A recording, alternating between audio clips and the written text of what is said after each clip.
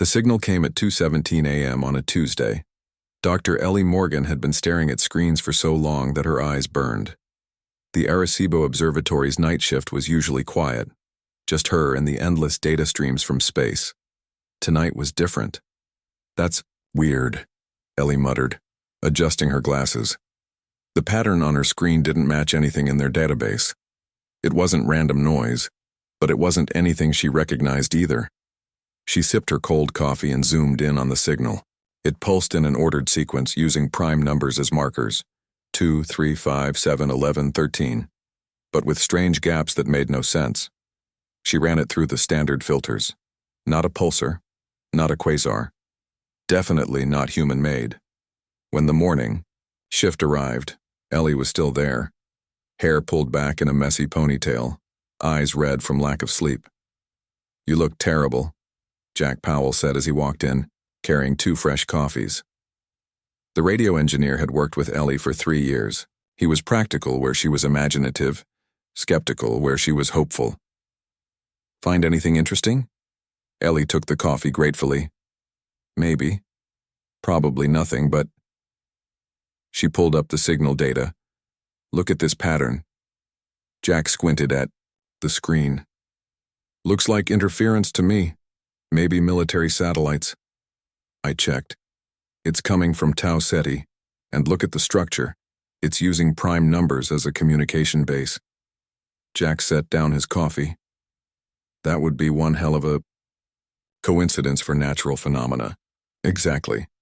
Ellie couldn't hide her excitement. "But here's the weird part. The gaps between the primes don't follow any mathematical pattern I understand." By noon, they had called in Noah Garcia, a cryptographer from the university who occasionally consulted with the observatory. Noah was brilliant but odd.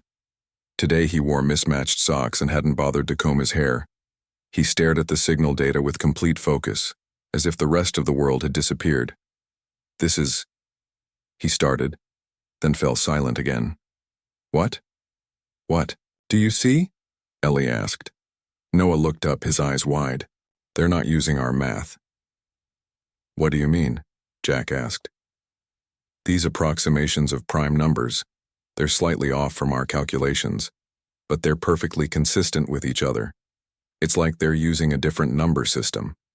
Ellie felt a chill run down her spine. "You're saying the signal wasn't meant for us," Noah finished. "It's not using Earth's mathematical constants.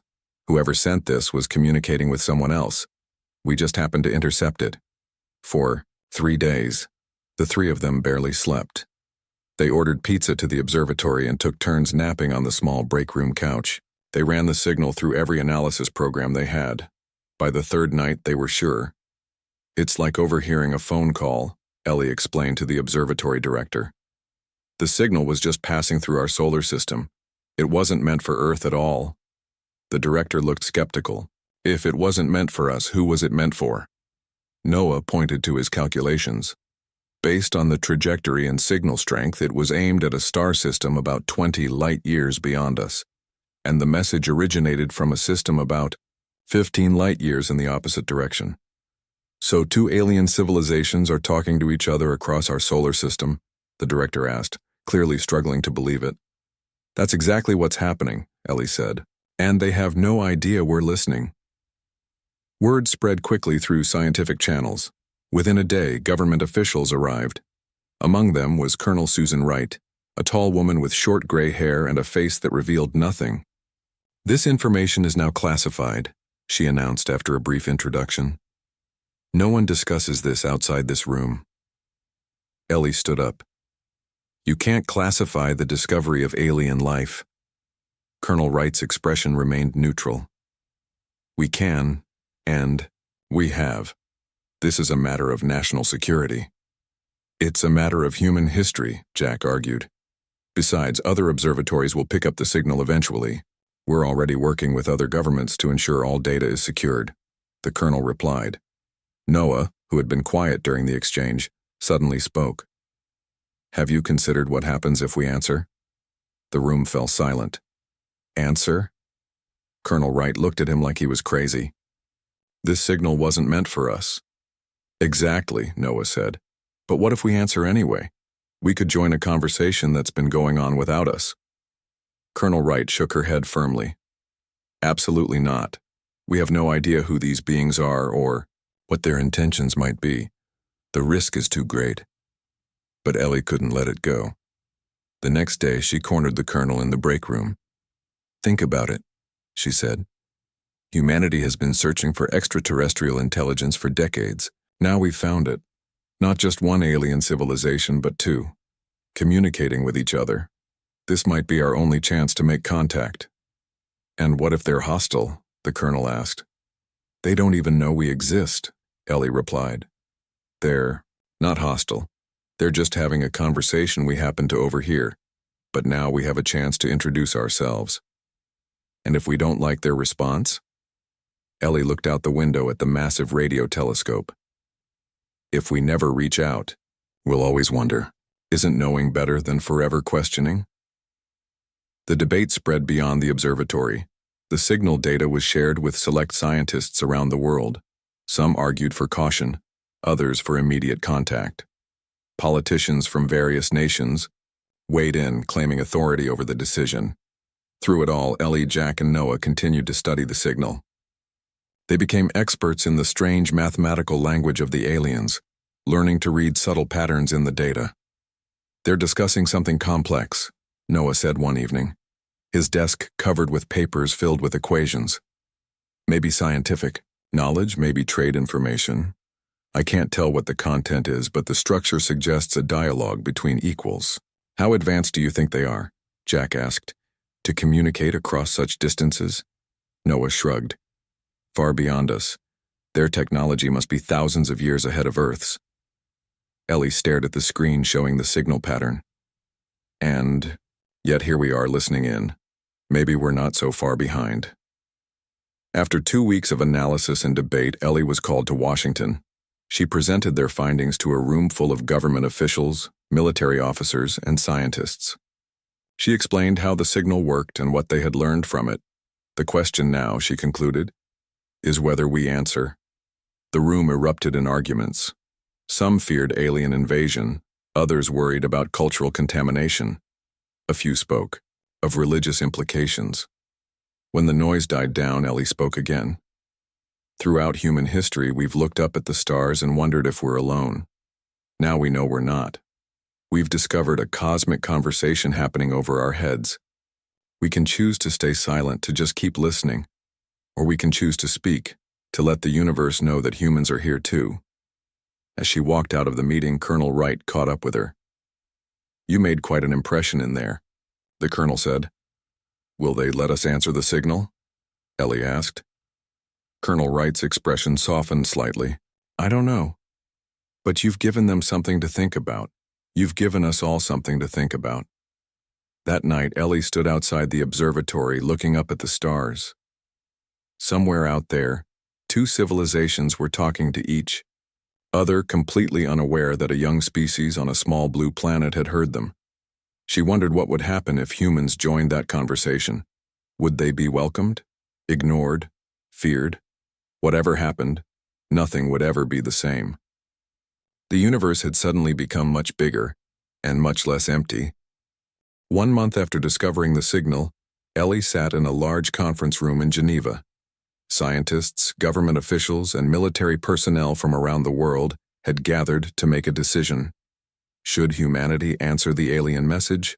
Dr. Sau, Alan Blackwood, the gray-haired director of SETI, stood at the podium looking concerned. If two advanced civilizations are communicating across the stars, who are we to interrupt? We might be stepping into something we don't understand. Several people nodded in agreement. A woman from the European Space Agency added, These beings might have protocols or customs we know nothing about. Our interference could be seen as rude or even threatening. Ellie waited her turn, then walked to the podium. Her hands shook slightly, but her voice was steady. We've been looking for neighbors our entire existence, she said. Now we found them talking over our heads. We have to let them know we're here. She paused, looking around the room.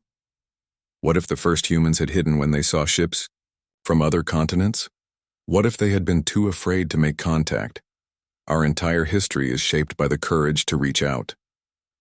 The debate continued for days.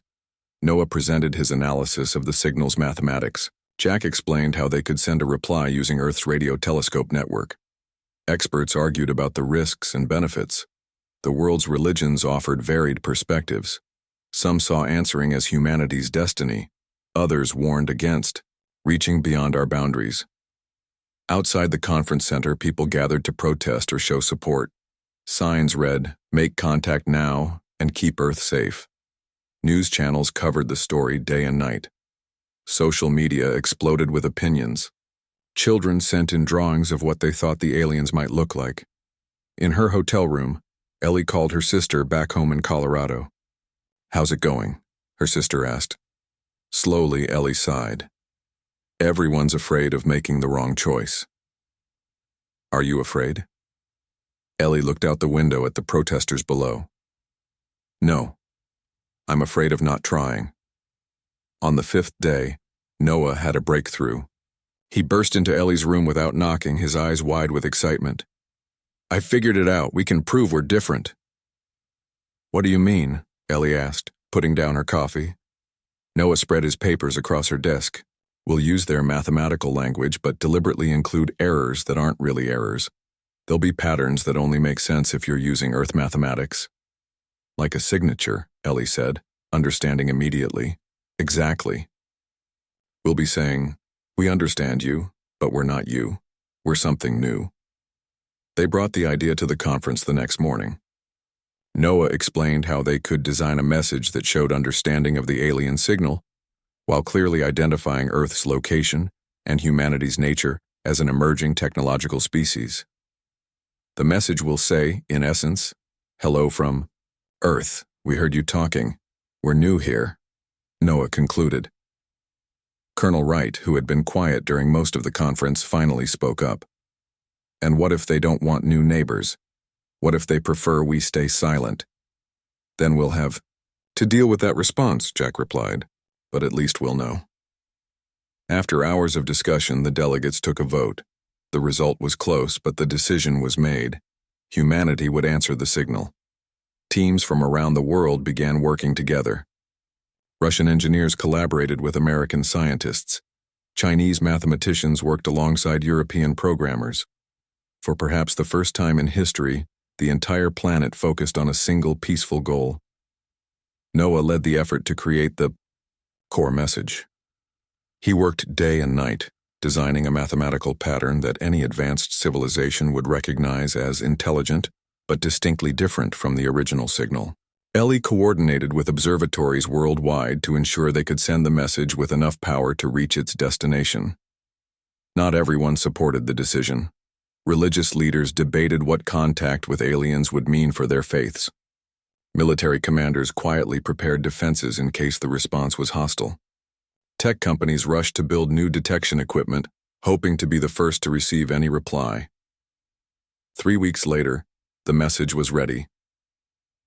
Ellie, Noah, and Jack traveled to the main broadcasting site at the Very Large Array in New Mexico. Dozens of massive radio dishes pointed at the sky, ready to send humanity's greeting to the stars. The President of the United States gave a short speech that was broadcast worldwide. "Today, we take a step that cannot be undone. We announce our presence to the cosmos. Whatever comes next, we face it together as one human family." Colonel Wright stood beside Ellie as the final checks were completed. "I still think this is a mistake," she said quietly. "It might be," Ellie admitted. "But it's our mistake to make." The colonel almost smiled. "That's the first sensible thing you've said since we met." At exactly noon local time, the signal was sent. The radio dishes hummed with power as they directed Earth's message toward the same coordinates where the alien signal had been heading. The broadcast would continue for 3 days to ensure it was strong enough to be detected. Ellie watched the dishes move slowly, tracking the distant star. She felt a strange mix of excitement and fear. Humanity had just introduced itself to the universe. There was no taking it back. "How long until they might receive our message?" Colonel Wright asked. "About 20 light years to the nearest recipient," Jack replied. "So 20 years minimum." And how long for a reply? Another 20 to get back to us, assuming they answer immediately. The colonel frowned. 40 years? Most of us won't be alive to hear the response. Noah shrugged. That's assuming they use the same technology we do. If they have something faster, like what? The colonel asked. I don't know. That's the point. We don't know what's possible for them. That evening, as the broadcast continued, Ellie sat outside watching the stars come out. Jack joined her, bringing 2 cups of hot chocolate. Penny for your thoughts, he said, handing her a cup. I was just thinking about how everything might change, she replied. Or nothing might change. We might never get an answer. Would you regret it? If we never hear back? Ellie considered the question. No. At least we tried. At least we said, we're here. Jack nodded. Even if they never answer, we've changed. The whole planet worked together on this. People are looking up at the stars again, wondering what's out there. I just hope I live long enough to hear the response, Ellie said. Well, you're only 35. If we get lucky and they have faster-than-light communication, Ellie laughed. Now you sound like Noah. They sat in comfortable silence, watching the night sky. Somewhere up there, Earth's message was traveling through space, carrying humanity's voice to whoever might be listening. The world held its breath and waited. 3 months passed. The excitement that had gripped the world began to fade. News channels moved on to other stories. Scientists returned to their regular research. Even at the Very Large Array, life fell into a routine. Ellie stayed. She rented a small house nearby and came to the observatory every day. Most of her colleagues thought she was wasting her time. No one expected a response for decades, if ever. Only Jack remained with her, monitoring the signals from space. He had taken a leave of absence from Arecibo, claiming he needed a change of scenery. But Ellie knew he stayed because he believed in the mission. Or maybe he believed in her. Noah returned to his university position, though he called every week for updates. His students now treated him like a celebrity, asking for selfies and autographs. He hated the attention. Colonel Wright visited occasionally, checking that security protocols were being followed. The government had lost interest but hadn't completely abandoned the project. On a rainy Tuesday morning, 94 days after sending the message, everything changed. Ellie was reviewing data when Jack burst into the room, his face pale. We got something, he said. What? From where? Ellie jumped to her feet. From the original signal source, the first aliens. Ellie ran to Jack's workstation. On his screen was a pattern nearly identical to the original signal they had intercepted, but with subtle differences. The mathematics were the same, but the message was new. It can't be, Ellie whispered. They couldn't have received our message yet, it's too soon. Maybe they have faster communication technology, Jack suggested, or maybe they were already heading this way. They spent hours analyzing the new signal. It followed the same mathematical pattern as before, but incorporated elements from Earth's message. The aliens had received their greeting and responded.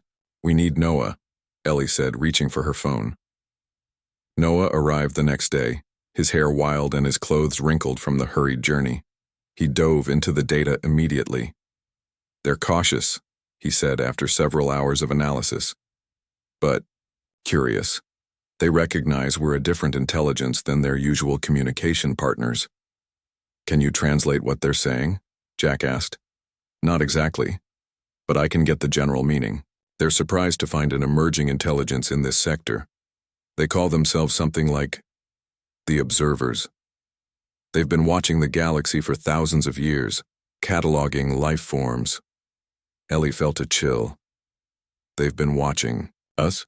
I don't think so. They seem genuinely surprised by our existence, like they missed us somehow. Colonel Wright arrived that evening with a team of government scientists. The observatory became a hive of activity as they set up new equipment and security measures. We need to inform the president, the colonel said, and prepare a response. But before they could craft a reply, a second signal arrived.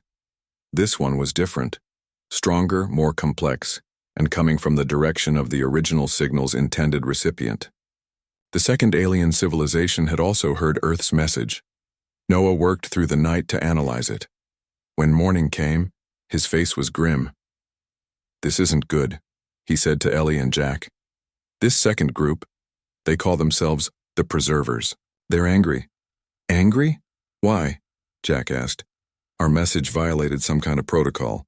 They have rules about communication between star systems, rules we didn't know about." Ellie frowned. "How could we follow rules we didn't know existed?" "Exactly," Noah said. "It's like we walked into the middle of a formal dinner party without an invitation, wearing the wrong clothes and using the wrong fork. We didn't mean to be rude, but from their perspective, we are." Colonel Wright called an emergency meeting. Government officials joined via video conference as Noah explained what they had learned. "The Preservers are some kind of regulatory force," he said. "They monitor and control interstellar communications. Our message bypassed their protocols." "What does that mean for Earth?" the Secretary of Defense asked. Noah hesitated.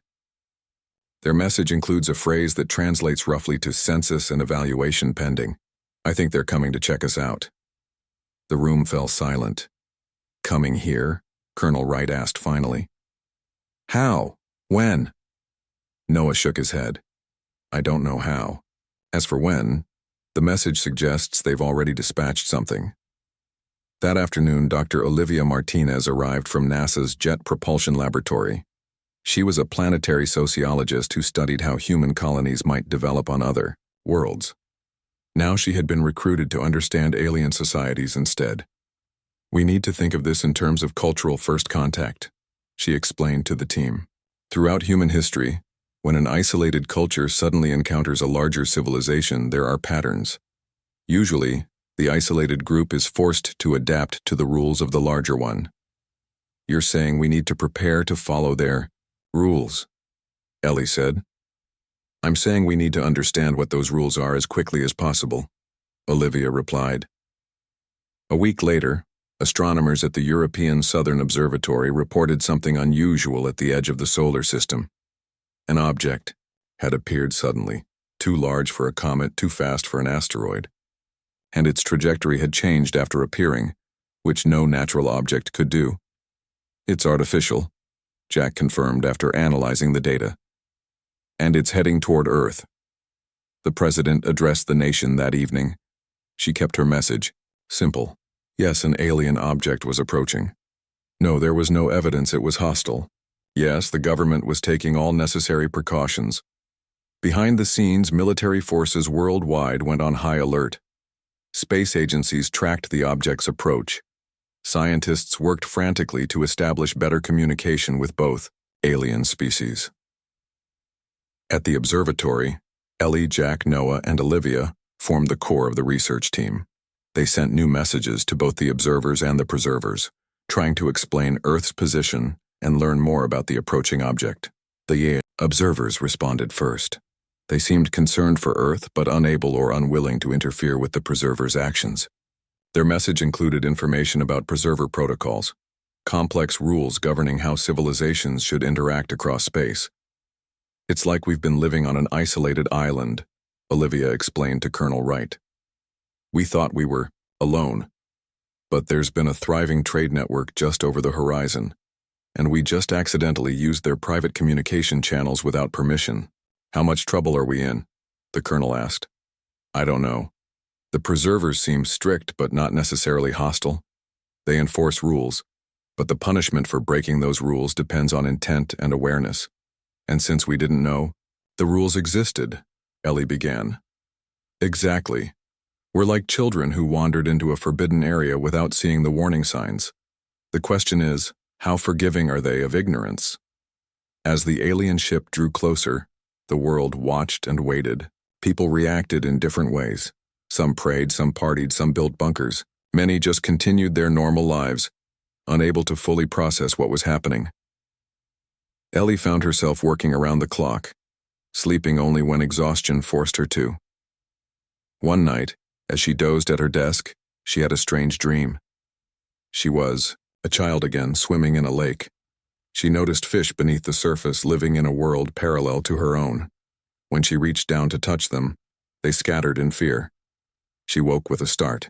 Jack was standing nearby with coffee. "You okay?" he asked, handing her a cup. "I just realized something," she said. "We've always imagined finding alien life would be about us discovering them. But this is them discovering us. The alien ship would reach Earth in 6 months. That was how long humanity had to prepare for its first face-to-face meeting with beings from another world. Governments around the globe declared a state of emergency, not out of panic, but to mobilize resources quickly. The United Nations formed a first contact committee with representatives from every nation. Ellie, Noah, Jack, and Olivia were all named as scientific advisors. "We need to learn as much as we can before they arrive," Ellie told the committee during their first meeting. "The more we understand about them, the better our chances of a peaceful encounter." The committee agreed. They authorized a new series of messages to both alien species, asking about their histories, cultures, and technologies. The focus was on understanding the preservers, who were now headed toward Earth. Noah led the communication team. Each day, they sent new questions and analyzed the responses that came back. The process was slow, even with the aliens' advanced technology. Each exchange took several hours. "The observers are easier to talk to," Noah explained during a briefing. "They're scientists at heart, curious, methodical, open to new ideas. They've been studying life throughout the galaxy for millions of years, mostly without interfering. And the preservers?" asked the UN Secretary General. "More complicated," Noah said. "They're not exactly hostile, but they're rigid. They enforce a complex set of interstellar protocols designed to protect developing civilizations." "Protect them from what?" Colonel Wright asked. Olivia stepped forward. "From cultural contamination and technological disruption. Imagine if medieval Europe had suddenly gained access to nuclear power or artificial intelligence. The results could have been catastrophic." "So they're coming here to protect us?" someone asked. "In their view, yes," Olivia said. "But protection can feel like control when you don't want it." While the diplomats and scientists worked on communication, the world's militaries prepared for the worst. New weapon systems were rushed into development. Space-based defenses were deployed. Fighter pilots trained for scenarios no human had ever faced before. Colonel Wright oversaw the construction of a secure facility in the Nevada desert. If the aliens landed, this would be where the first meeting would take place, far from major population centers, but close to military bases. "Hope we never need to use these defenses," the colonel told Ellie during a tour of the facility. "But if we do, I understand," Ellie said. "You have a job to do." As weeks passed, Ellie developed an unexpected connection with one of the observers. The alien called itself Bridge Between Concepts. At least that was the closest translation. Ellie simply called it Bridge. Through their exchanges, she learned more about the galactic community Earth had accidentally joined.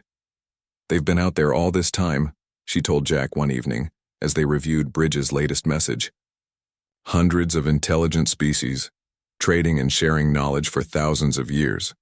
And we never knew." "Why didn't they contact us sooner?" Jack asked. "According to Bridge, we're in what they call a development preserve. This part of space is set aside for intelligence to evolve naturally. The preservers monitor these areas and strictly control outside influence. So we were like animals in a wildlife sanctuary." Jack frowned. "More like children in a specialized school," Ellie said. "Left to develop at our own pace until we were ready to join the wider community. And when would we have been ready? That's the thing, we weren't supposed to make contact for another few centuries. Not until we had developed faster-than-light travel on our own." 3 months before the preserver ship's arrival, a new message came from Bridge. It was marked as unofficial, a personal communication rather than an official statement. Noah translated it with Ellie looking over his shoulder. "It says the preservers are sending a census ship, not a military vessel. Their job is to evaluate new civilizations and assign them a status in the galactic registry." "That doesn't sound so bad," Ellie said. "There's more," Noah continued reading. "The usual procedure for unexpected contact is categorization as a protected species. That would mean no further contact with any other civilization for 10,000 years. 10,000 years of quarantine? Ellie gasped. That's insane. From their perspective, it's merciful. It gives us time to develop without outside influence. But we don't want that. We've already made contact. We can't. Just pretend it never happened. Noah looked grim. I don't think we get a vote. The news hit the First Contact Committee hard. Some argued for military action against the approaching ship. Others suggested surrendering completely to the Preserver's authority. Most recognized that neither approach was likely to succeed against a civilization thousands of years more advanced than Earth. Dr. Olivia Martinez proposed a different strategy. We need to convince them to make an exception, she told the committee. The Preservers value rules and protocols. So let's study their rules and find a loophole. The next weeks were spent analyzing every piece of information they had about Preserver society and regulations. Olivia worked with legal experts, diplomats, and cultural anthropologists to understand the alien legal system. I think I found something, she announced 2 months before the ship's arrival. There's a special classification called self-determined emergence. It's rarely used, but it might fit our situation. What does it mean? Ellie asked. It's for species that make contact before they're supposed to, but demonstrate exceptional qualities that suggest they could benefit the galactic community. What kinds of qualities? Colonel Wright asked. Creativity, innovation, unique perspectives. Olivia looked around the room. Think about it. We answered a message that wasn't meant for us. No other species has done that according to Bridge. That makes us unique. Hope spread cautiously through the committee. They crafted new messages to the Preservers, carefully framing Earth's case for special consideration. Noah worked tirelessly to ensure the translations were perfect, knowing that a single misunderstood word could doom their efforts. As the Preserver ship entered the inner solar system, telescopes captured the first images. It was massive, nearly a mile long, and shaped like nothing humans had designed. Parts of it seemed to shift and change as it moved, as if it wasn't entirely solid. The ship bypassed all attempts at traditional communication. Instead, it sent mathematical patterns similar to those in previous messages, but far more complex. Noah and his team worked around the clock to decipher them. They're asking for specific information, he explained to Ellie, about our biology, our planet, our history.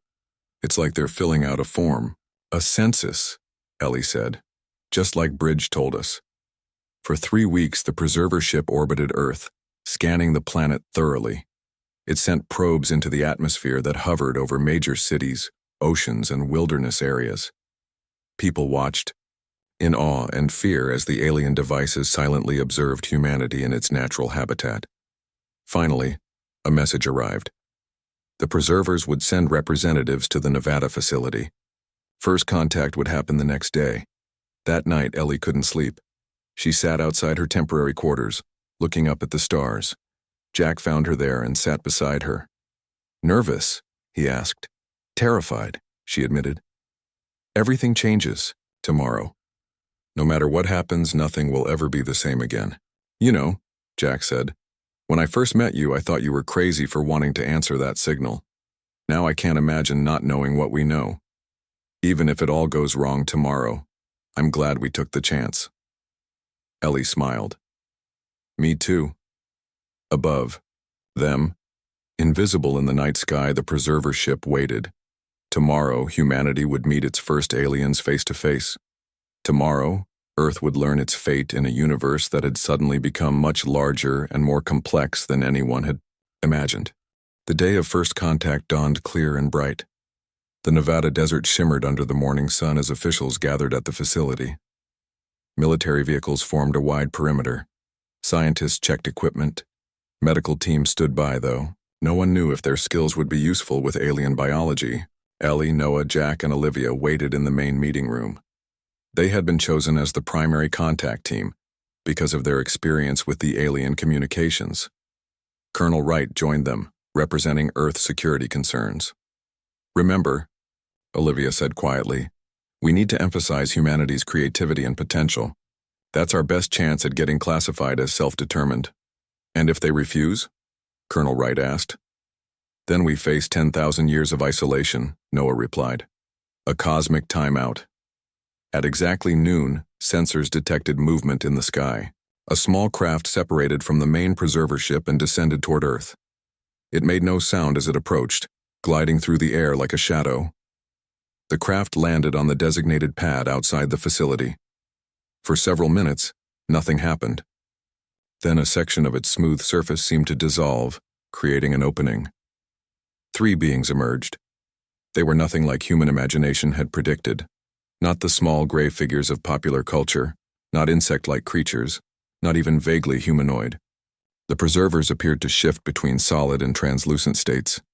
Their bodies had no fixed shape but flowed like water, while somehow maintaining distinct boundaries. Colors rippled across their surfaces, blues, purples, and greens that had no names in human languages. They seemed to exist partially in dimensions humans couldn't fully perceive. They're beautiful, Ellie whispered. The aliens moved toward the facility. They carried no visible equipment, no weapons, nothing that looked like technology. Yet Ellie sensed they were scanning everything around them, gathering data with each moment. The meeting room door opened and the preservers entered. The air seemed to vibrate with their presence. A translator device that Noah had prepared based on their earlier communications activated automatically. "We are the preservers," said a voice from the device. The sound was flat but comprehensible. "We come to complete census and registration of Unscheduled Intelligence Designation 7293. We welcome you to Earth," Ellie replied, stepping forward.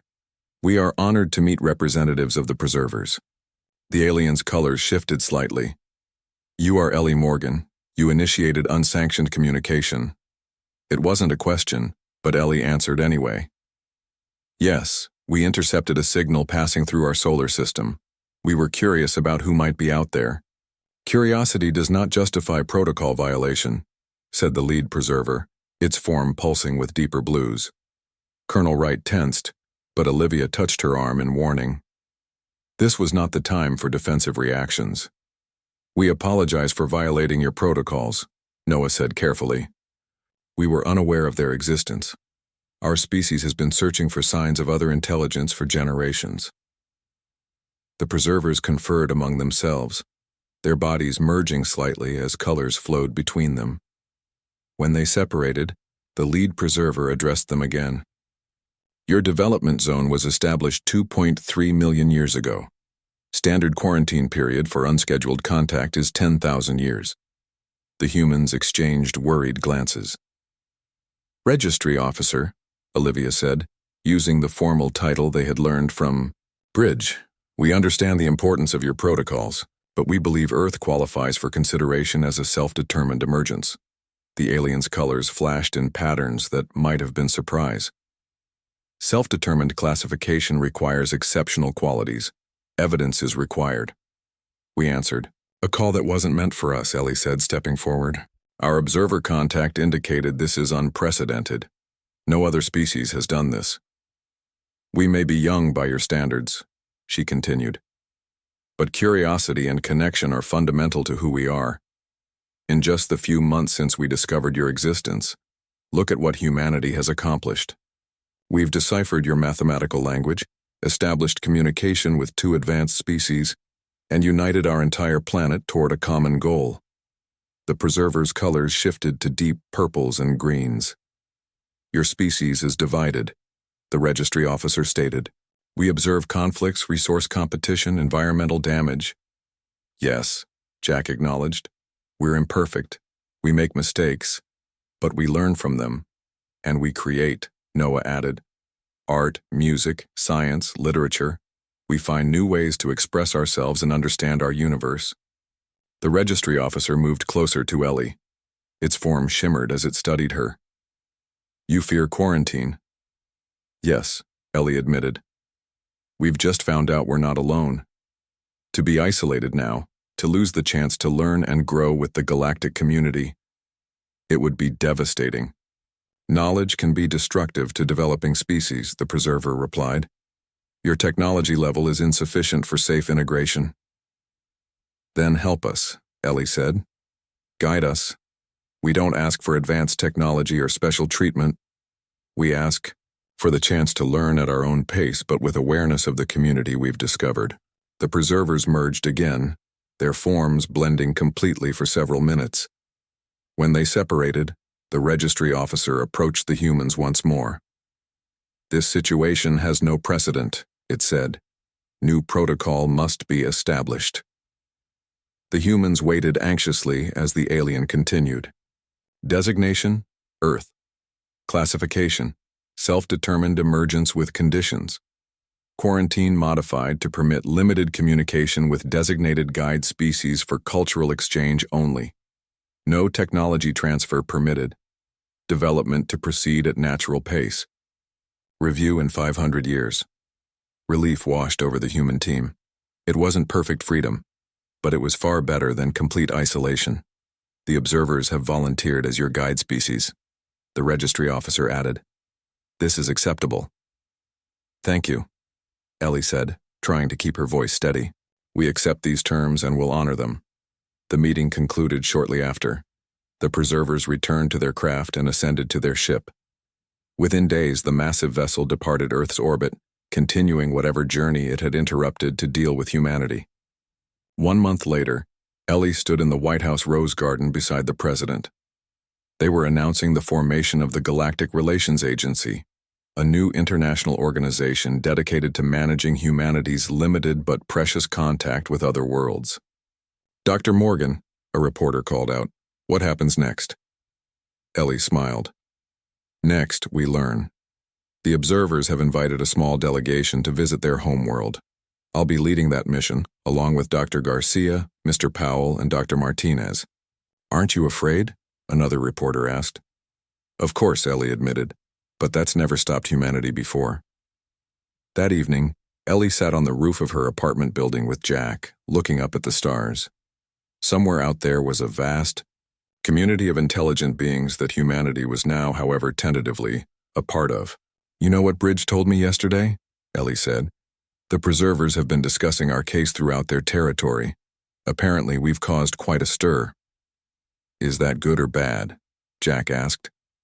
"Both, probably. But Bridge says some species are actually impressed. We're the troublemakers who answered a call that wasn't for us, and somehow turned it into an opportunity." Jack laughed. "That's a very human thing to do." "Exactly," Ellie said. "And that's why the preservers ultimately granted us self-determined status, not because we're perfect, but because we're unpredictable. We surprise them." They fell silent, watching a satellite trace its path across the night sky. Tomorrow would bring new challenges as humanity took its first careful steps into a complex cosmic community. There would be misunderstandings, setbacks, and conflicts. But tonight, Ellie simply felt grateful. Humans had heard a conversation passing overhead, and despite all odds, they had found the courage to join in. The universe would never be the same, and neither would they.